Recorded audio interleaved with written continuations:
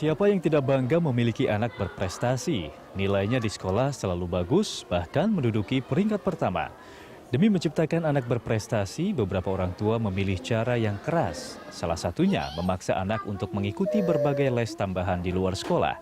Padahal tidak semua anak senang mengikuti les, karena bagaimanapun dunia anak adalah bermain. Orang tua harus memahami batas kemampuan dan minat anak. Inilah yang menjadi dasar untuk mengikutkan anak pada kegiatan les.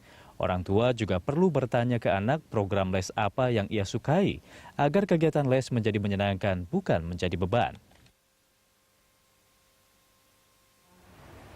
Dan pemirsa, untuk membahas lebih lanjut mengenai mengenal batas kemampuan anak, telah hadir di studio bersama kami psikolog anak Roslina Verauli dan pemilik rumah main Fun Day, Nadia Syatir. Selamat siang Mbak Vera dan Mbak Nadia. Kita langsung saja ke Mbak Vera dulu kali ya Mbak. Ini sistem pendidikan anak di Indonesia ini bikin orang tua panik.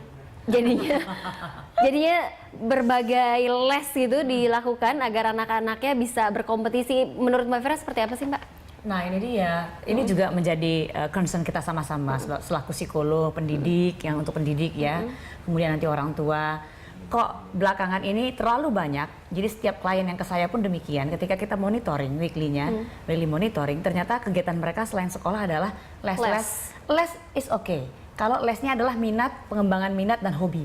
Tapi ini kalau les pelajaran, itu sebetulnya hanyalah les-les yang ditujukan ketika anak-anaknya punya problem dalam belajar. Misalnya punya learning disability atau learning difficulties misalnya. Jadi sukar belajar baca, sukar belajar tulis, sukar belajar hitung, atau anaknya memang lebih lambat dibandingkan anak lain, boleh. Baru boleh dia pakai kalau misalnya les pelajaran. Kalau nggak ada masalah, kalau memang nggak ada masalah, gitu ya? Ya sekolah saja sudah cukup, sisanya adalah pengembangan minat dan hobi sebetulnya Mbak Mel. Kalau untuk anak yang tidak ada masalah, tapi nggak apa-apa les gitu ya Mbak ya? Les seperti Nggak apa tuh yang baik? Jadi ada banyak les sebetulnya ya kalau anaknya tidak punya masalah loh ya.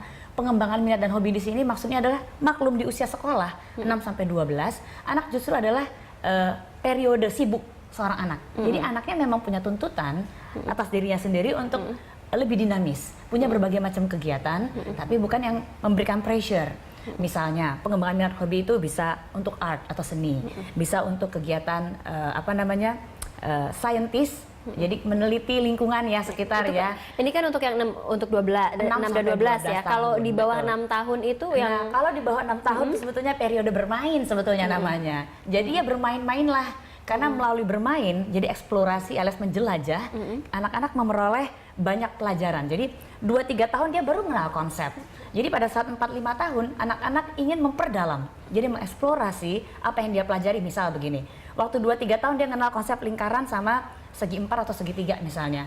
Di usia 4-5 tahun, segi 4-nya digabung dengan lingkarannya jadi rumah. Itu kan pendalaman sebetulnya, dan itu dia dapatkan dari lingkungan sekitar, bahwa bentuk segitiga segi 4 bisa ditemukan di segi 4 ada di pintu misalnya. Jadi proses inilah yang dinamakan dengan eksplorasi. Kalau untuk les yang tadi Mbak Vera bilang, les minat dan hobi di umur 4-5 tahun, boleh nggak sih kalau les renang, les bulu tangkis gitu? Ya, olahraga berarti sports ya, yang related dengan sports. Atau piano atau drum biasanya ya. Dengan seni itu ada macam-macam, seni musik, seni gambar, seni tari, ya semua loh. Kemudian kemampuan robotik ya, kemampuan mengenal komputer. Jadi bukan main gamesnya di sini, tapi mengenal bahasa pemrograman, tapi dalam cara-cara yang sederhana.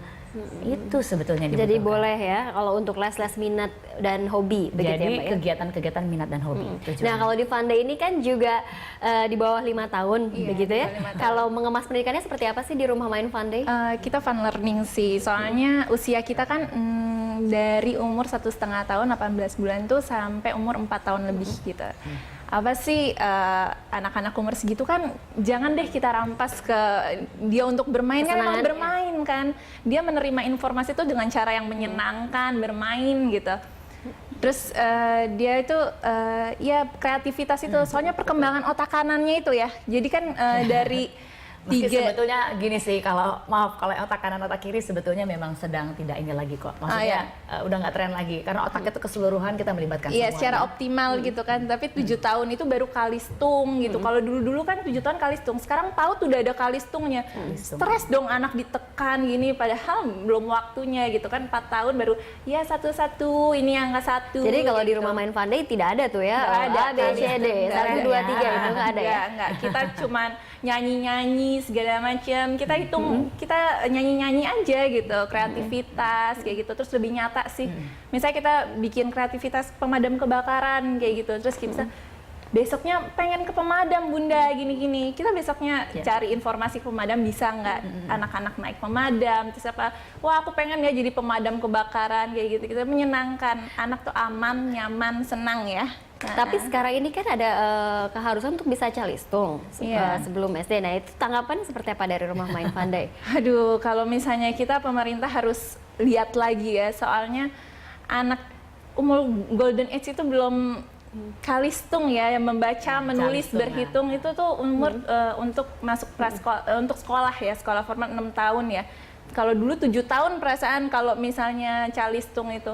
Soalnya ya perkembangan otaknya tuh masih main dan dia masih menyerap informasinya secara menyenangkan. Kalau yang dipaksa untuk seperti itu malah nggak bagus. Gitu. Kalau Mbak Vera tanggapannya seperti apa? Harus Begini. bisa calistung nih. masuk Kenapa SD? disebut calistung? Baca, tulis, dan hitung. Itu operasional sebetulnya. Jadi ketika BA jadi BA, CA jadi CA, atau 2 tambah 3 sama dengan 5, 5 dikurang 3 sama dengan 2, itu operasional. Makanya usia 6 sampai 12 disebut usia operasional. Jadi ketika anak usia 6 tahun, 7 tahun diperkenalkan langsung tentang operasional seperti dalam bacaan atau tulisan dan hitung, dengan cepat mereka langsung tangkep.